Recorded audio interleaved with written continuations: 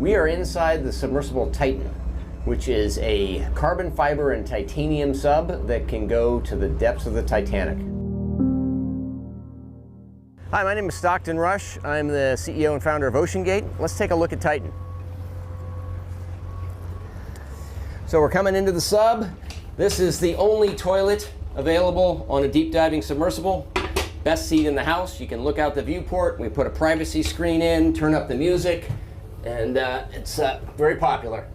We have our control screen here, our sonar screen here, and we can put any image we want in the back. We've taken a completely new approach to the sub design, and it's all run with this game controller and these touch screens. So if you want to go forward, you press forward. If you want to go back, you go back. Turn left, turn right, go down, go up.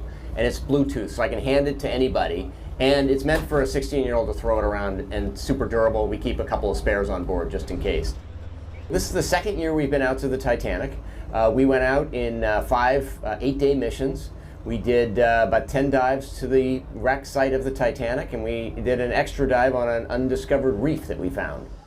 Completely privately funded operation, and we're funded by, we call mission specialists, who help support the mission. So they take quite a bit of money to come and join us. Years ago, the Russians took tourists out to the Titanic, and it was just sort of a look and see thing. We really are focusing on the science around it. We want to document what the wreck is like now, and also try to predict what it'll be like in the future. It's continuing to decay, and it seems to be accelerating. It's being eaten by a bacteria, so it's literally being eaten by the ocean. It's not rusting away. So these things that are called rusticles are actually the byproduct of a bacteria that eats the iron. And as it does that, these decks are collapsing. The promenade deck continues to collapse forward. We saw some of the railing is starting to lose its structural strength, which is really a sad thing. That's when it's going to stop looking like the Titanic. The interest in the Titanic is the reason we go there, because people are willing to fund this kind of exploration and science, and that gives a completely different research component that almost nowhere else in the deep ocean can you get funding to go back every year for decades and see how coral reefs develop, and see how metals decay, and see how currents change. I mean, that just, you can't justify that. No government will pay for that. Nobody wants to go back to just some old reef, but people do want to go back to the Titanic, and that's why we go, is because people want to go.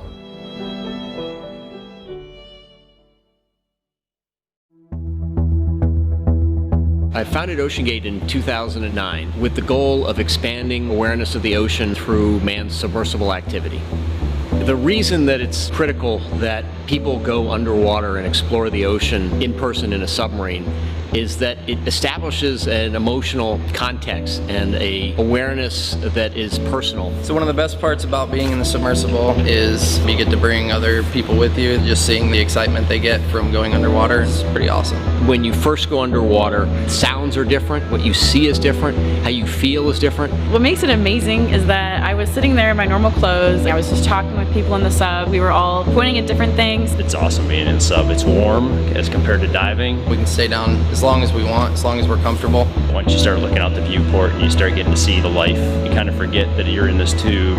You have huge viewports, and in Titan we have the largest viewport on any deep diving sub. And we also have a number of high definition cameras and 4K cameras. So you have displays and images, and you can see out as far as the light will go.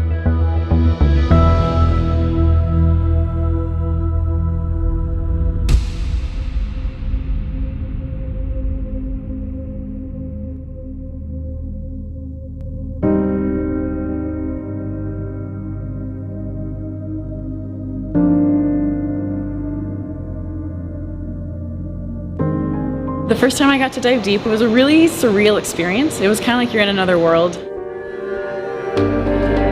I get the greatest joy when we find something new, which is every dive, particularly when you do that with someone who's never been in a sub before. And going down with a researcher who would say, hey, I've researched this type of fish my entire life, and they say, that's the first time I've seen it in this fashion, and I've had new insights into that. That really is a moving time for me to hear that.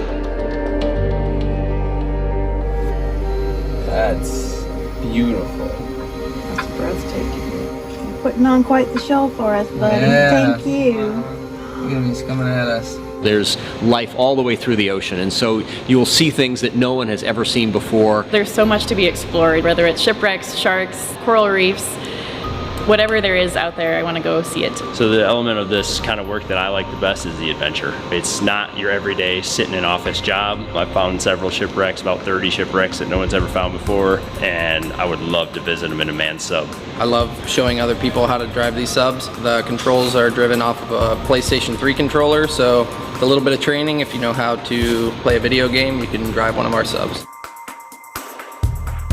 I think what you tell someone who has doubts about wanting to get in the submarine is that they need to take it step by step and try it out. Maybe come visit us on a dive, stay out of the sub, but watch the operation and get confidence in how we do our job. And then if that goes well, they can kind of take the next step and go for a dive. I think my favorite part overall was just being in a submersible underwater. I think that was amazing. You're able to see things at a depth that you never would be able to with our human bodies. As humans, seeing is believing, because then you know yourself that it is true.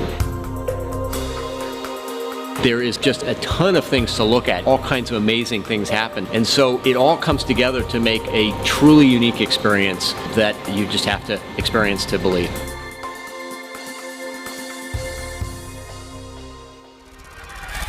This morning, an ROV, or remote operated vehicle, from the vessel Horizon Arctic discovered the tail cone of the Titan submersible approximately 1,600 feet from the bow of the Titanic on the seafloor.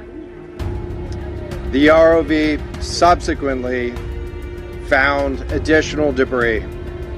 In consultation with experts from within the Unified Command, the debris is consistent with the catastrophic loss of the pressure chamber.